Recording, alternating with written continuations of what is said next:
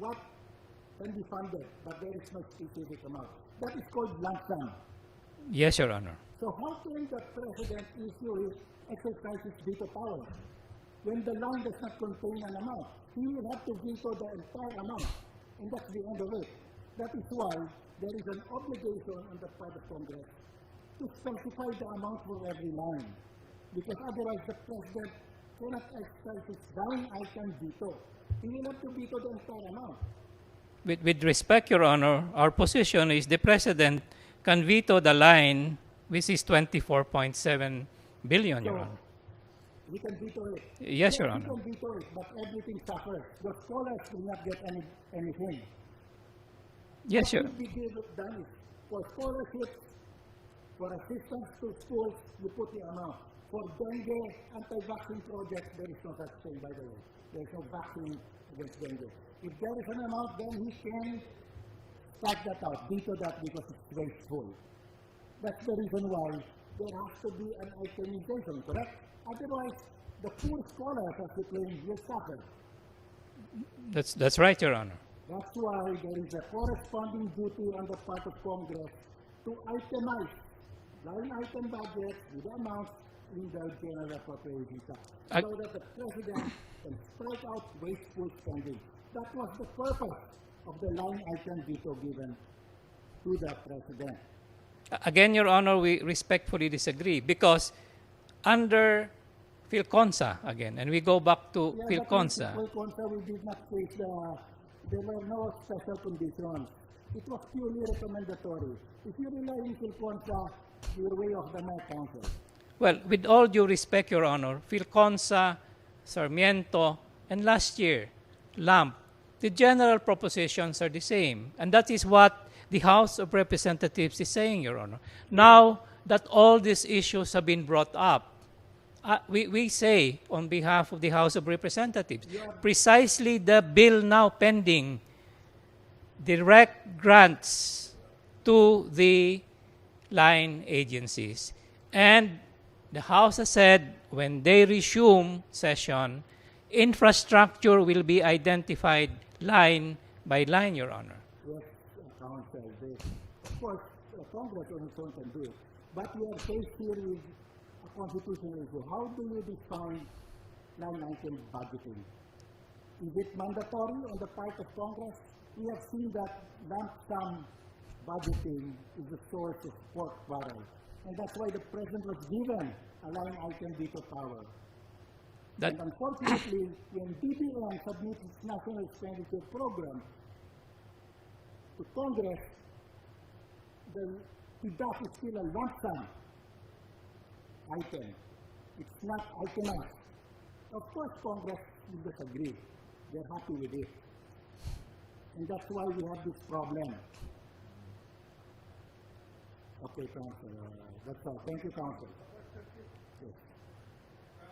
I just pursue the private question of the acting chair. Whether the participation of the congressman is of a recommendatory nature or a mandatory nature. What is the reason, especially the constitutional basis, for the President to allow a congressman to participate in the implementation of his budget? Our position, Your Honor, is the Constitution does not allow the congressman to participate in the implementation. What the Constitution allows, as said in PDAF, where the line was drawn, is to recommend and to identify projects, Your Honor. And the Constitution allows that to be done by a congressman post-GAA? According to PhilConsa, Your Honor. Just forget about PhilConsa. What is the constitutional basis without PhilConsa? Where in the Constitution is it allowed?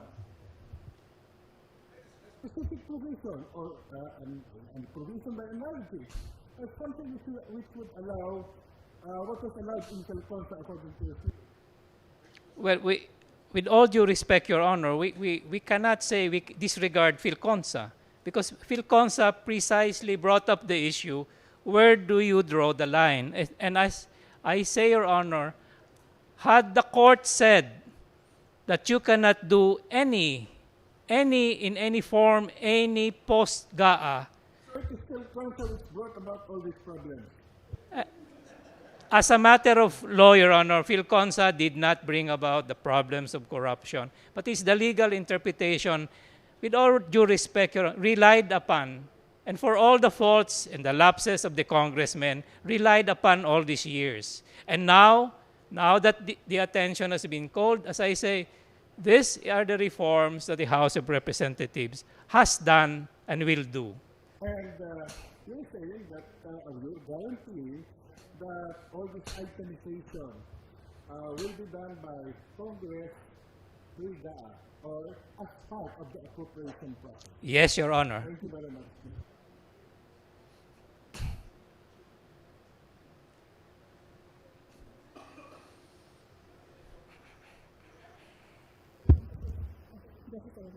Justice Abad.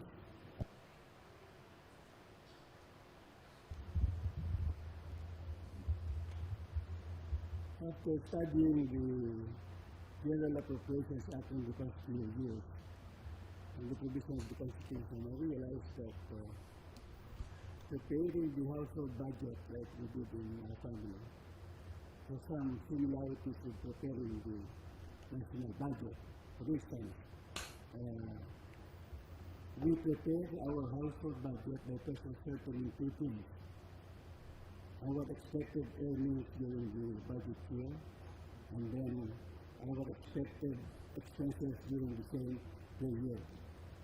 This will be the basis for apportioning the expected earnings to their expected expenses. So here, however, it is done by both husband and wife, everyone, excepting some families where there's one who's better in this case and the other is not. No.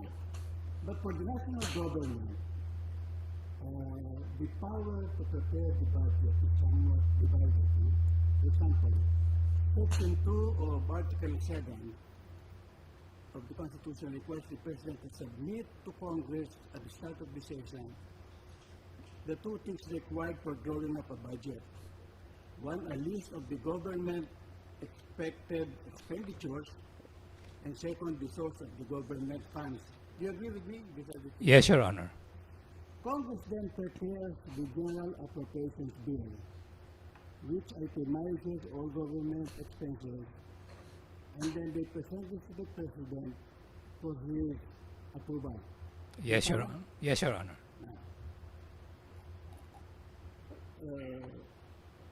Budgeting is a wise practice. It ensures that the family spend only what they earn.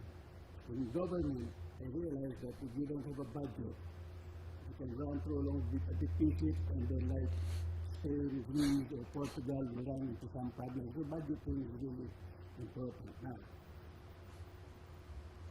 it is important, the President can veto items in the appropriations bill, is that right? Yes, Your Honor. But he cannot replace what he vetoes by spending the money for another purpose. Because he vetoes an item, he cannot use that money and then spend it for whatever he wants. So he can only veto but not create a new spending item. You agree? Well, if he vetoes, Your Honor, that item cannot be funded. It's done. It cannot be funded. The money allocated for that, he cannot use it. And, well, he cannot use it in the sense that, if there is no appropriation for that amount, then under the power of the Congress, the power of... He can apply for a new special appropriation to use the money. But he cannot, on his own, veto an item and then use the money and decide where he wants to spend it. In that general sense. I'm sorry, Your Honor. Oh, the President will do that. Okay. No, Your Honor. I'm sorry. What I'm saying, Your Honor, in your example, there is an appropriation for 1 million and the President Let us vetoes. say 100 million. The president vetoes a line item for. And we, for the same year, use that 100 million, and his discretion choose where he wants to spend it. That's why I'm trying to understand, Your Honor, your question. There is an item for 100 million, and the president vetoes Because, 100 million. so 100 million is vetoed. 100 Can you million. demand somewhere? That, that money is not appropriated for that purpose, so there is no appropriation of 100 million. That's what I mean. So the president cannot create another item that's not in the budget and use it. May I We respond? vetoed item X. After there's no item Y, we get the money from item X that we vetoed put it in item Y that we create. Can you do that? May I respectfully decline to answer, Your Honor, because there is this other upcoming petitions. Why do you- The upcoming Answer petition. Yes or no, whether we can use it for a new non-existent, not non-existent There are, purpose or work. with all due respect, Your Honor, there are these upcoming petitions on the DAP. And I have not, in all candor, studied yet because I had to prepare for this PDAF petitions. Prepare a memorandum, include that in your memorandum. If you, because from what I know, even when I was in first year law, we understood that no money can be spent without an appropriations in law. If there is no appropriations for expense Y, to my mind, it cannot be spent. The president cannot spend it. But you said you need to study that. No, if that is the question, Your Honor, I agree with you. No money can be spent if there is no an appropriation. So, if that is, it is an item for a budget 100 million for X, he vetoes it. Therefore, there's a 100 million that is unappropriated. You agree? So far. Again, Your Honor, I say there is no appropriation for 100 million. As far as that goes, I agree with you. So, but explain that. But if it was vetoed, the 100 million is no longer part of the budget. There is It's no, vetoed, it's lost. there is no the proposition. To you whether that 100,000 pesos that is earmarked for that item, the president can create item Y, which is not in the budget, and get that 100 million and use it for item Y. Again, as a general proposition, if your question is there is no appropriation for item Y, then the answer certainly is because there is no appropriation and the power of appropriation belongs to Congress, then there is no money, Your Honor. Well, anyway, so I thought my question was clear. Now, so clearly the power to decide what work, activity, or purpose will be funded with public money essentially belongs to Congress. You agree with me? Yes, Your Honor. But the spending of the money for the purpose it is appropriated by Congress belongs to the executive department. I'm sorry, Your Honor. Now, the spending of the money for the purpose for which it is appropriated by Congress does not belong to Congress, but belongs to the executive department. The Ye- spending of the money. Yes, Your Honor. Now, will you agree with me that there is a check and balance there, no? And that the one who decides where the money should be spent is not the one to spend it. And the one who will spend it is not the